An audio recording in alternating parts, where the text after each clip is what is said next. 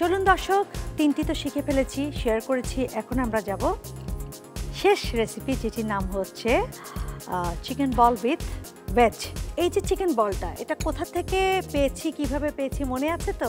ওটা ছিল বড় বড়, এটা করেছি আমি ছোট ছোট। এখন যেটা করব সেটা দেখুন।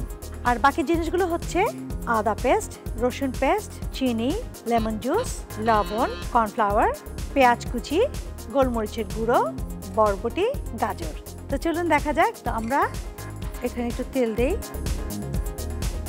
দিয়ে বলগুলো দিয়ে একটুখানি ভেজে নিই। আমরা 3 মিনিটের জন্য এটা দিয়ে দিই মাইক্রোওয়েভে। বলগুলো স্টিম হয়ে গেছে। এবার আমি অল্প একটু তেল,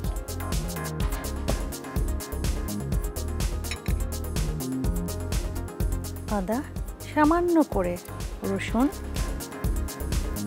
লবণ, চিনি, পেঁয়াজ কুচি, এটা দিয়ে আমি 2 মিনিট ভেজে নেব। আদা, রসুন, পেঁয়াজ কুচি, লবণ আর তেল।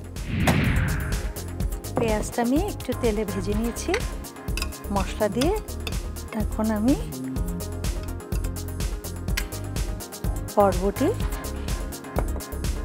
গাজর, গোলমরিচের গুঁড়ো, আগে আমি পানিটা দিয়ে নিই। এর সাথে আমি এই সসগুলো দিয়ে দিব, গার্লিক সস, টমেটো সস। তারপর আমি এখানে চিকেন বলগুলো দিয়ে দিব, দিয়ে আমি 3 থেকে 4 মিনিট এটা রান্না করব।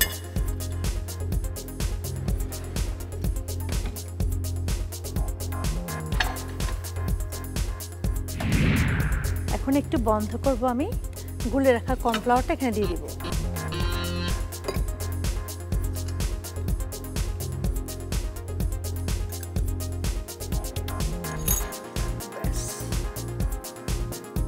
এবার আমরা 3 মিনিটে যাব।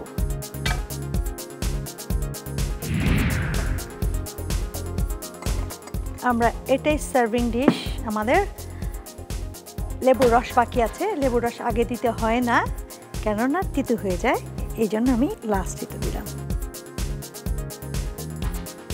তো দর্শক, তৈরি হয়ে গেল শুধুমাত্র আপনাদের জন্য খুব মজাদার রেসিপি, যেটির নাম হচ্ছে চিকেন বল ভেজ।